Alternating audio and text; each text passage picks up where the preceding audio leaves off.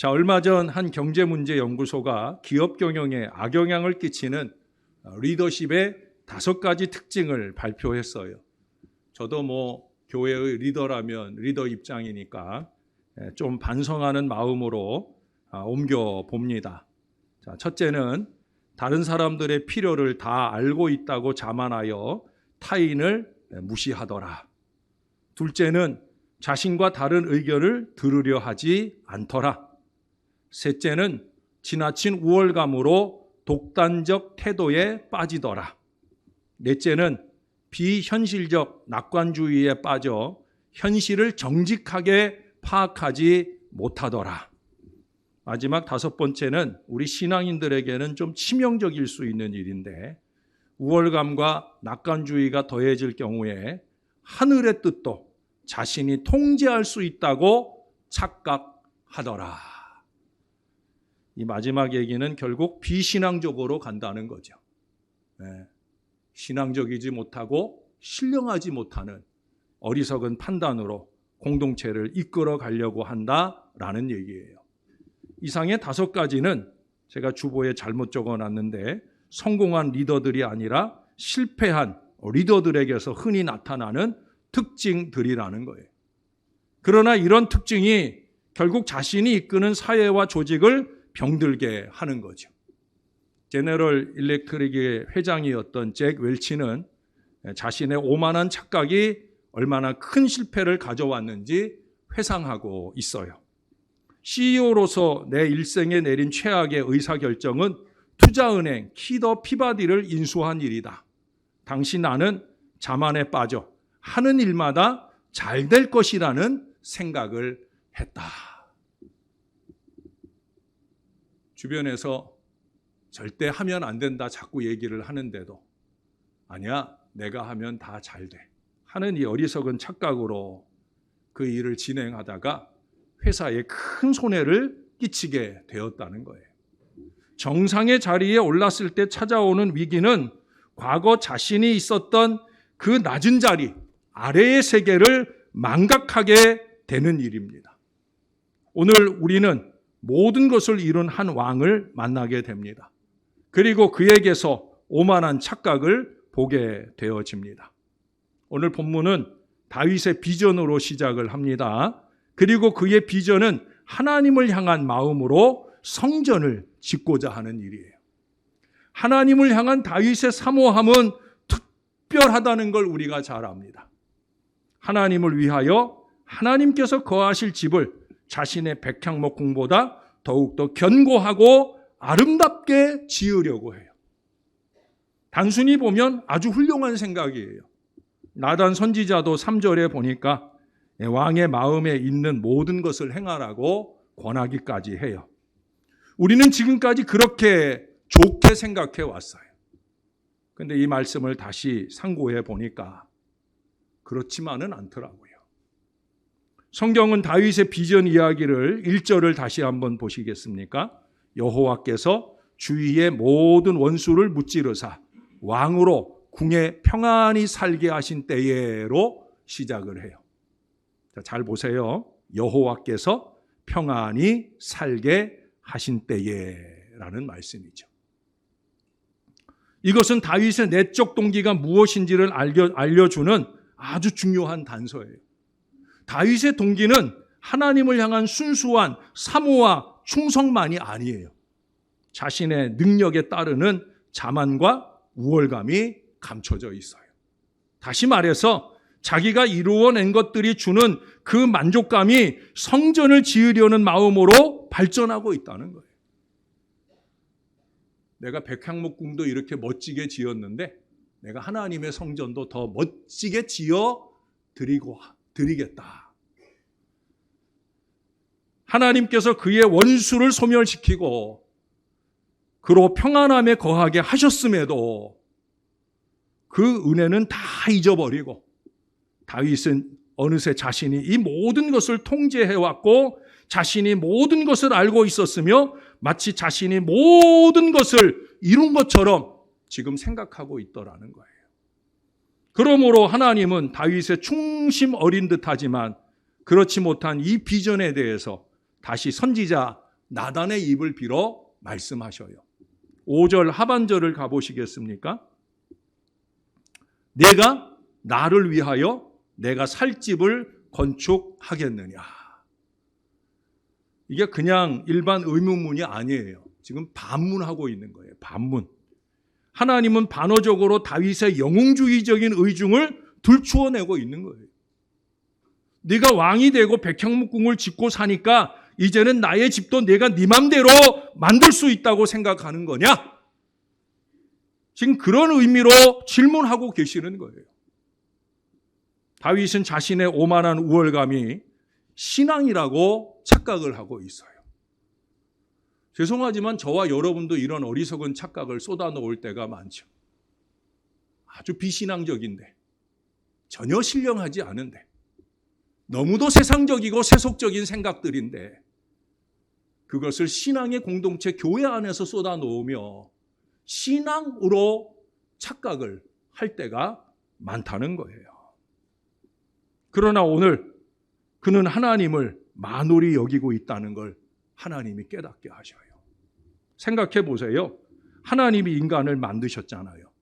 그렇기 때문에 인간의 크기와 넓이는 절대 하나님을 가둘 수가 없는 거예요.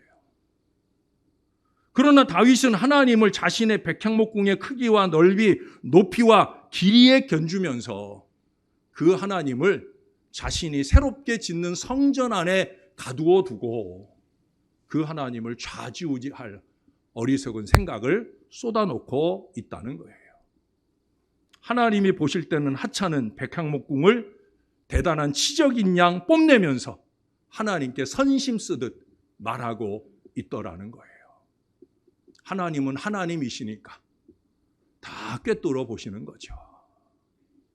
사람들은 알 수 없지만 하나님은 중심을 보시니까 그 중심의 다윗의 이 괴악한 생각을 하나님은 꿰뚫어 보시고 말씀하시는 거예요. 몇 년 전에 우리 사회의 지성인이며 원로이신 한 분이 한국교회가 천박한 지성주의에 빠져 있다고 일갈했어요. 한국교회 목회자의 한 사람으로서 처음엔 그분의 그 일갈이 좀 섭섭한 마음도 있었습니다. 명실공히 한국교회는 세계 교회들이 주목하는 정상이 되었잖아요. 그러나 높아진 그 위상의 그늘에는 한국교회와 기독교인들의 무례한 오만함이 짙게 드리워 있다는 거예요. 그분이 그 말씀을 하시게 된 이유가 있어요. 이분이 한 교회 주일 예배에 참석을 했는데 수많은 성도들로 가득 메워진 그곳에서 성경을 진지하게 해석하는 설교는 자취를 감춰버리고 은퇴를 앞둔 목사님의 어조에는 자신이 힘들게 일군 교회이니까 절대 망가뜨리지 말아달라는 당부만 계속 거듭하더라는 거예요. 그 안에서 전적인 하나님의 은총으로 이루어졌다는 겸양과 고백은 찾아보기가 힘들었다는 거예요. 내가 문을 열고 내가 이만큼 이루었으니 이 어리석은 선언들을 끊임없이 내놓더라는 거예요. 근데 나중에 어떻게 됐겠습니까? 결국 그 교회를 흔들고 무너지게 한 것은 결국 그분이에요. 내가 했으니까. 그러니 은퇴 이후에도 여전히 내가 하려는 어리석은 마음들이 꿈틀거리면서 결국 노욕을 이기지 못하고 교회를 심각하게 어려움으로 몰아갔다는 거예요. 여러분, 한국교회의 유례없는 성장과 오늘날 세계를 향한 영향력은 하나님의 전적인 은총의 역사인 줄로 믿습니다. 왜 그래요? 사실 생각해 보세요. 한국교회는 오후 6시 아침 일찍부터 일하기 시작한 교회들이 아니라 한국교회는 오후 6시에 포도원 주인의 부름을 받은 마지막 품꾼에 불과하잖아요. 그렇잖아요. 2000년 전에 예수님의 복음으로부터 시작된 그 초대교회로부터 얼마나 많은 교회들이 하나님의 일꾼으로 일해왔습니까? 우리도 그 일꾼들 덕분에 복음을 받았잖아요. 기껏해야 100수십 년 전이에요. 가장 늦게 문을 열게 되었지만은 가장 크신 하나님의 은혜를 우리 한국교회가 입었다는 사실, 우리는 이것을 잊어버리고 살 때가 많은 것 같아요. 하나님께서 우리의 교회를 세우셨고 교회를 통해 일하시며 교회를 이끌고 가시는 거예요. 그렇지 않습니까? 하나님이 하시는 거예요. 지금까지 하나님이 하셨고요. 앞으로도 하나님이 하시는 줄로 믿습니다. 정말 믿으셔야 돼요, 여러분. 입술로만 아니라 마음으로 종과 함께 이 사실을 인정하고 믿어야 되는 거예요. 그러니 내가, 그것도 얄팍한 내 생각이나 내 야망이 아니라 하나님이 일하시도록 그렇게 우리의 마음을 내어드리고 우리의 삶을 내어드리고 우리의 물질을 내어드리고 우리에게 그 마음이 필요한 거예요. 그러나 오늘 세계교회의 주목과 부러움을 사고 있는 한국교회는 마치 능력 있는 목사들의 설교나 성도들의 기도의 수고로 이 모든 것들이 이루어졌다고 착각을 해요. 물론 그것이 건강한 도구로 쓰임받은 건 맞습니다. 그러나 그것을 도구로 역사를 이루신 분은 누구셔요? 예, 하나님이셔요. 목회자가 청직자이기 이전에 경영인을 자처하고 성도들은 신앙생활을 개인의 사회생활의 연장으로 생각할 때 하나님이 주신 모든 복을 누리면서 어느새 우리의 야망을 하나님의 뜻이라 착각하게 되어집니다.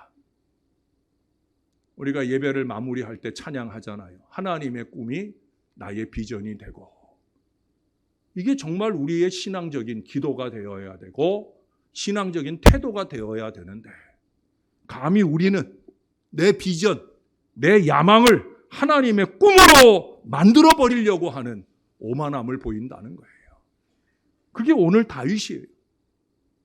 오만한 다윗처럼 어떤 경우에는 하나님이 거하실 하나님의 집도 몇백억 원이라는 그 돈을 들여서 자신들이 지을 수 있는 것으로 착각하는 경우가 많은 것 같아요. 몇십억, 몇백억, 하나님은 그게 중요하신 분이 아니잖아요. 천막으로 지어진 교회 안에도 우리 하나님이 계시는 줄로 믿습니다. 하나님은 교회의 건물 크기를 보시는 하나님이 아니시잖아요. 큰 교회여야 하나님이 계시고 조그만 교회는 거들떠보지 아니하시는 우리 하나님은 그런 하나님이 아니에요. 나는 백향목궁계 상을건을 하나님의 궤는 휘장 가운데 있도다. 오늘 우리는 한국교회 위상을 자랑합니다. 그러나 하나님을 세속화시키고 믿음은 점점 천박해져 가고 있어요. 죄송하지만 목회를 하면서 제일 가슴 아프게 통탄하는 일들이 그거예요. 여기가 교회인데 더 신앙적이고 더 신령해져야 되는데 목사는 앞장서 그러한 것을 끊임없이 선포하고 그리고 나름대로 그 모범을 보이려고 영부림치고 애를 쓰는데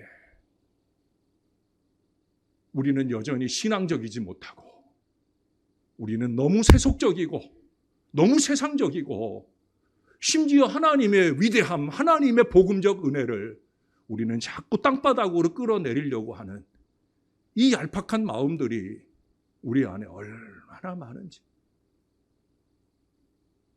그런 걸 맞닥뜨릴 때마다 저는 참 많이 당혹하고요. 그 다음날 아침이면 너무나 많은 눈물로 하나님 앞에 쏟아낼 수밖에 없어요. 여러분, 오늘 11절, 12절 다윗의 비전이 얼마나 오만한 착각인지를 말씀해 줍니다. 제가 11절을 읽을게요. 여러분들은 12절을 한번 읽어봐 주세요.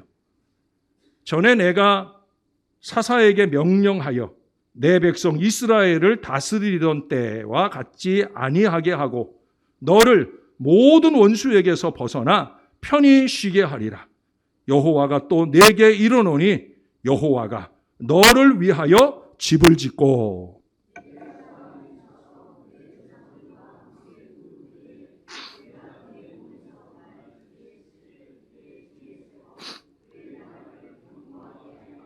아멘. 하나님의 집을 짓겠다고 하지만 정작 하나님이 다윗의 집을 세우시는 약속으로 끝을 맺고 있어요. 오늘 본문에 여러 번 나오는 표현이 뭐예요? 여호와께서. 예?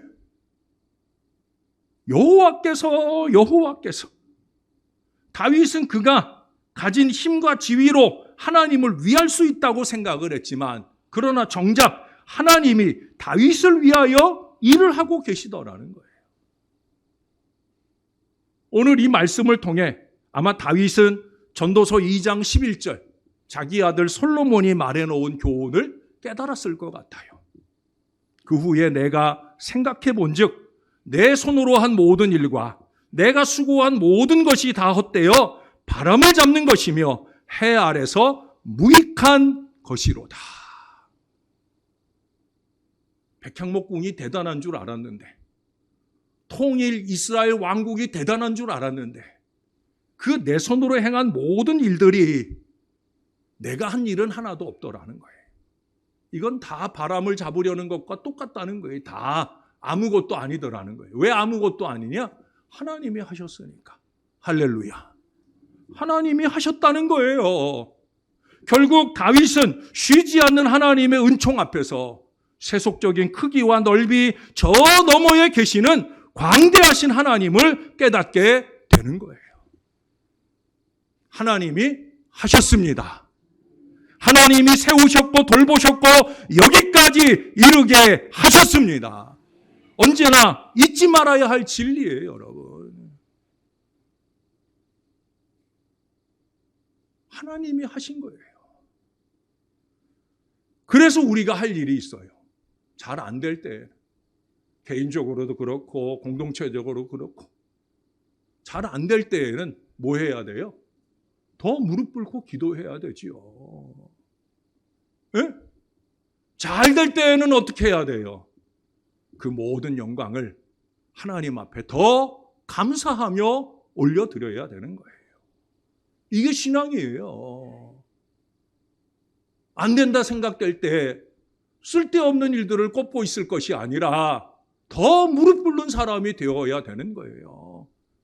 잘 된다고 생각할 때는 찬송 한 구절을 부를 때에도 마음을 다한 찬양의 고백으로 하나님 앞에 감사해야 되는 거예요.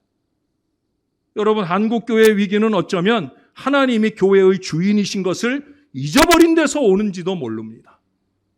자꾸 자신이 주인 노릇을 하려고 그래요. 어리석은 목회자들이 그러고요. 또 많은 안타까운 평신도 지도자들이 그래요. 한 가지 분명한 것은 우리의 이 오만과 무지, 천박한 우월주의의 어둠이 짙으면 짙을수록 참 다행스럽고 감사한 것은 교회를 인도하는 그리스도의 빛은 더욱더 환하게 빛나게 되어진다는 거예요. 우리는 그 은혜의 빛을 바라고 그 하나님 앞에 더 무릎 꿇는 거죠. 16년여 전에 우리 교회는 여기 이 아름다운 성전을 꾸몄어요. 근데 그 해에 우리가 성전을 아름답게 꾸미고 있는 때 한국교회에 큰 문제가 하나 있었습니다. 한 교회의 선교팀이 아프가니스탄에서 피납된 사건이 벌어졌어요. 그 사건으로 선교팀을 인솔하던 교역자와 평신도 한 명이 목숨을 잃기까지 했습니다. 당시 그 교회는 사회로부터 공격적이고 맹목적인 선교 활동에 대한 비난의 문매를 맞았습니다. 몇 년 전에 그 교회의 담임 목사가 어느 목회자 컨퍼런스에서 이런 고백을 하셨어요. 아프가니스탄 피납 사건으로 당시 교회도 나의 목회도 무너졌다고 생각했습니다. 그런데 기도 중에 하나님께서 교회에 대한 제 자신의 집착이 있었음을 깨닫게 하셨습니다. 2명의 목숨을 잃는 아픔이 있었는데 그로 인해 교회가 자연스럽게 아프가니스탄 선교에 더 헌신하게 되었습니다. 어려움 중에 더 기도하니까 하나님의 쓰심에 더 순종하게 되어지더라는 거예요. 이게 신앙인 거예요. 예수 믿는 사람들은 어려운 중에 다른 걸 찾아가는 게 아니에요. 굳건한 반석 되시는 우리 하나님 앞에 더 무릎 꿇는 거예요. 그러면 그 마음은 어리석음을 찾아가지 않아요. 세속적인 걸 찾아가지 않아요. 세상적인 방법을 찾아가지 않아요. 더 하나님의 말씀을 귀 기울여 들으며 그 말씀에 순종해 나가는 신령함이 채워지게 되는 거예요. 사도 바울은 로마의 교회에게 편지하며 말합니다. 죄가 더한 곳에 은혜가 더욱 넘쳤나니 이는 죄가 사망 안에서 왕노릇한 것 같이 은혜도 또한 의로 말미암아 왕노릇하여 우리 주 예수 그리스도로 말미암아 영생에 이르게 하려 함이라. 오늘날 많은 교회들이 오만과 독선에 빠져서 어려움을 자초하지만 그럴수록 하나님은 우리 가운데 쉬지 않고 일하고 계신다는 거예요. 교회가 할 일은 뭐겠습니까? 그 하나님이 더 열심히 일해 주시도록 그 하나님 앞에 더 열심히 무릎 꿇어야 되죠. 교회를 버리지 않으시고 새로운 방식으로 교회를 향해 세상에 빛을 비춰주시도록 그렇게 저와 여러분들이 쓰임 받아야 될 줄로 믿습니다. 이제 오늘 우리가 총회 표어를 마지막 외치게 됩니다. 복음의 사람 예배자로 살게 하소서. 이제 오늘까지로 끝나고 다음 주부터는 새로운 표어가 세워지게 될 것입니다. 다음 회기를 위해 세워오는 표어는 주여 치유하게 하여 주소서라는 표어예요. 근데 우리 교회는 그 표어를 그대로 쓰지 않을 거예요. 치유하게 하여 주소서, 그건 여전히 사람이 주인이에요. 치유는 누가 하는 거예요? 하나님이 하시는 거예요. 그래서 우리 교회의 총회 표어는 치유하여 주소서. 치유하여 주소서예요. 하나님이 치유해 주시는 거 아니겠어요? 치유하여 주소서. 하나님이 하시는 거예요. 사람이 하는 일이 아니에요. 어느 훌륭한 신학자가 있었습니다. 그는 목사이자 신학대학 교수였어요. 또한 대학 설립 동역자였습니다. 아마 미국 사람인 것 같아요. 그러나 그는 나이를 먹어가면서 임박해오는 죽음에 대해 걱정하기 시작했어요. 아마 나이를 많이 드신 것 같아요. 자신이 그리스도인의 신앙을 지키고 존경받으며 죽을 수 있을까 의심하게 됩니다. 그래서 그는 가장 아끼는 제자에게 자신이 가지고 있는 이 공포에 대해 솔직하게 편지를 썼어요. 그 편지에 대해 제자는 다음과 같은 답장을 보냈습니다. 친애하는 교수님, 교수님이 전에 제게 자주 충고해 주셨던 것처럼 이제 제가 교수님에게 충고하게 해주세요.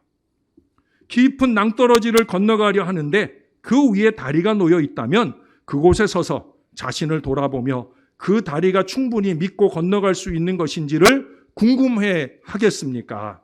아니면 건너가지 않고 다리의 상판이나 제목 그리고 공사의 질을 점검해 보고 다리가 믿을 만한 것인지 아닌지 결정한 다음 확신을 갖고 건너가겠습니까?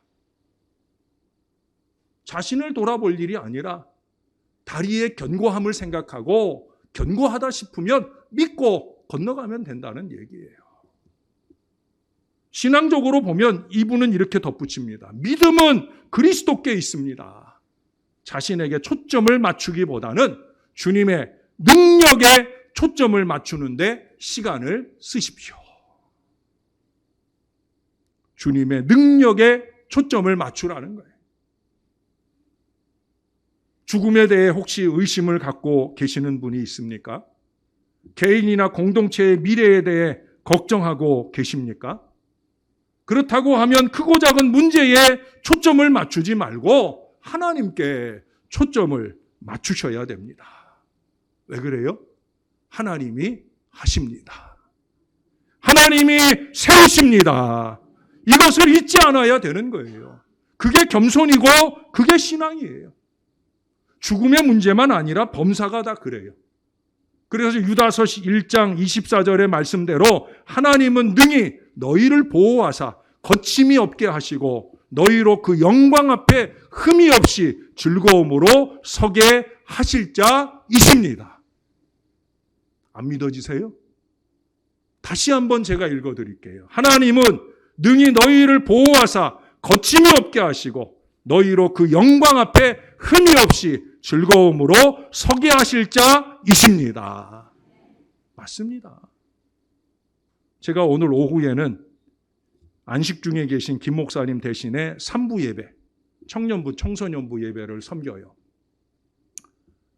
대부분 청년부, 청소년부가 이 예배에 오지 않으니까 제가 이 설교를 그대로 가지고 가서 그 아이들에게 할 수도 있겠지만 그래도 우리 청년도 예배 참석하기도 하고 또 교사들도 예배 드리고 하니까 또 임근영 집사님 같은 분은 오늘 1부 예배도 드리고 또 2부 예배도 드리고 또 제가 3부에 또 똑같은 설교를 하면 은혜가 안 되고 얼마나 지긋지긋하겠어요.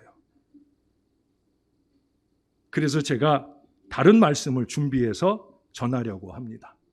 근데 그 설교 속에 개성의 박연폭포 얘기가 나옵니다.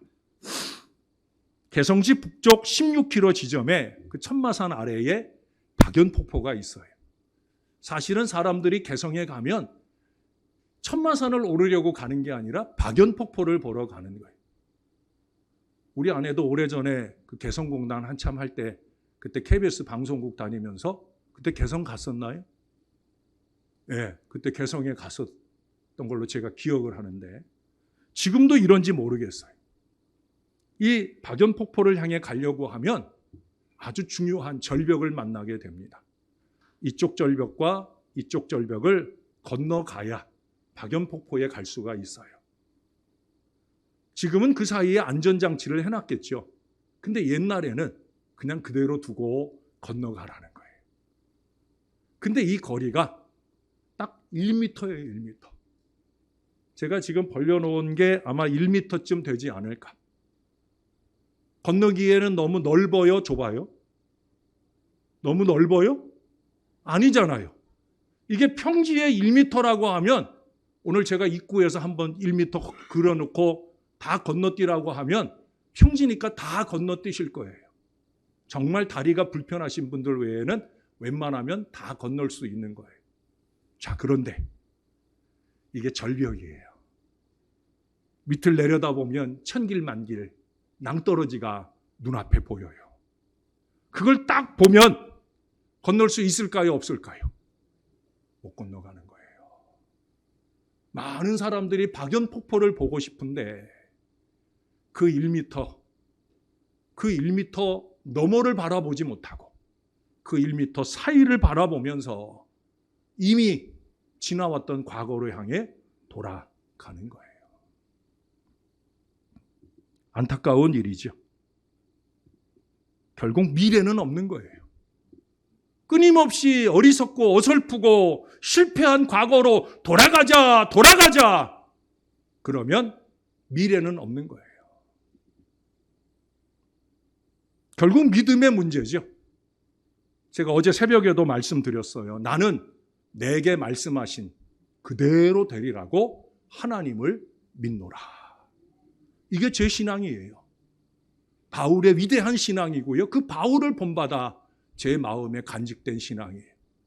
저는 그래서 말씀 준비를 중요하게 생각하고 모든 설교의 자리에 말씀을 전하는 것을 최선을 다해 전하려고 해요. 새벽 시간이라고 대충 말하려 하지 않아요. 왜? 내가 말씀하신 그대로 되리라고 내가 하나님을 믿으니까. 그러니 잘 말해야 되지요. 하나님이 주시는 말씀을 있는 그대로 받아 잘 말해야 되지요. 왜? 우리 성도들도 저처럼 우리에게 말씀하신 그대로 되리라고 하나님을 믿었으면 좋겠으니까. 그렇게 신앙적이 되고 신령해졌으면 좋겠으니까.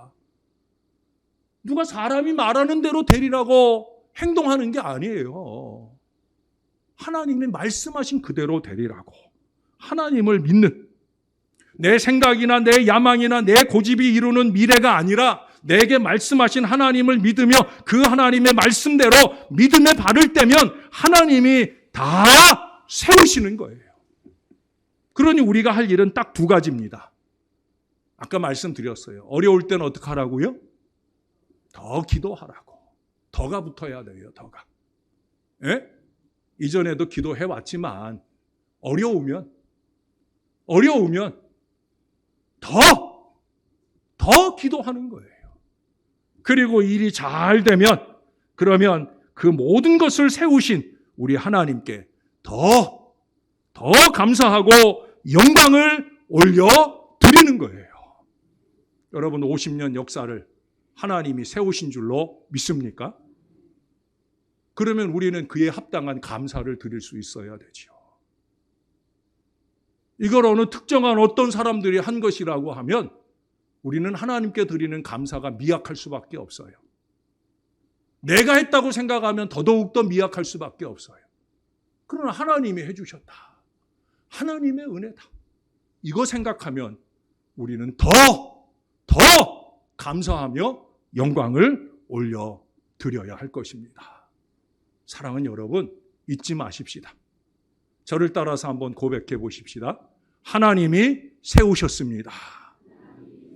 하나님이 다 하셨습니다. 더 기도하고 더 감사하겠습니다. 기도하겠습니다. 우리 하나님 고맙습니다.